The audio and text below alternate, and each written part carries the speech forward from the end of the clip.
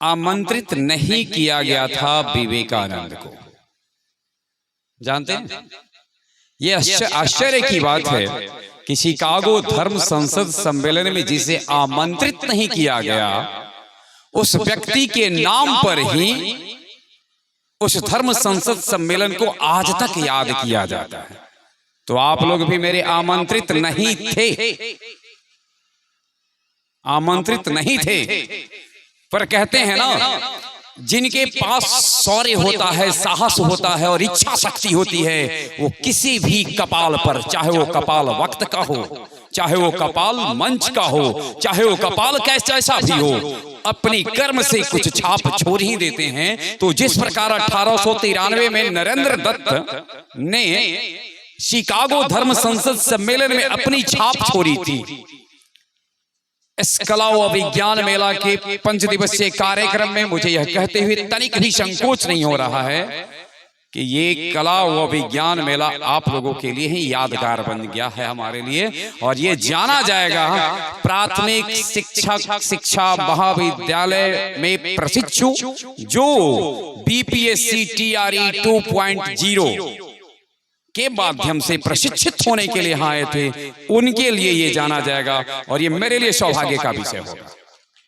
लगता है मुझे, मैं कई दिनों से सोच रहा था आखिर मुझे क्यों यहाँ भेजा गया। अब पता चला, मुझे किसी अदृश्य शक्ति ने कहा था जाओ, वहां पर कई मेरी अभिव्यक्ति को बताने वाले वहां पहुंचने वाले हैं, इसलिए उनके लिए मंच तैयार कर।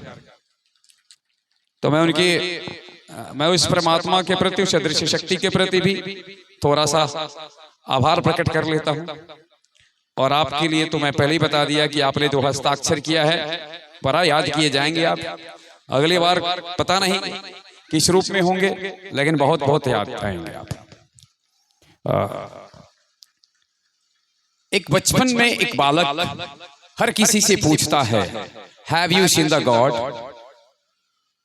और बाद में वही बालक एक अवस्था में आकर कहता है I am God and all of you are God.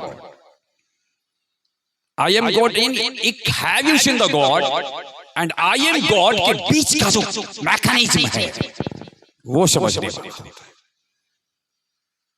Narendra Dutt, Shri Swami Vivekananda, ये जो दो नाम हैं, एक व्यक्ति के दो समयों के नाम हैं, ऐसा कुछ नहीं है, ये कन्वर्जन से प्राप्त नाम है।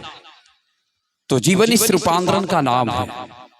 ईश्वर करें जिससे मैं आज आरती प्रिया के नाम से जानता हूं, दुनिया उसकी आरती उतारे। वो इतनी प्रिया बने सर की कि दुनिया उसकी आरती उतारे। एक भाई जी गजल गा रहे थे, मुसाफिर हूं मैं। कहां खड़ा हो जाइएगा आप भाई जी, भाई मैं चाहूंगा कि एक बार मंच पे मेरे साथ आ जाइए।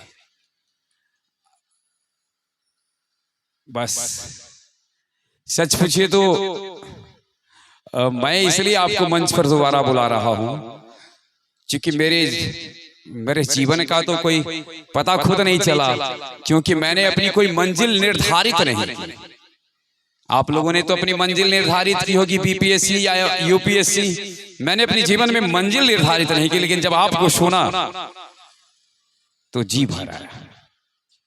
बहुत बहुत मैं चाहूंगा कि वो दो पंक्ति बिना क्या कहते हैं, बिना वाद्य यंत्र के इत्मीनान रखें, हृदय संगत करेगा। हेलो,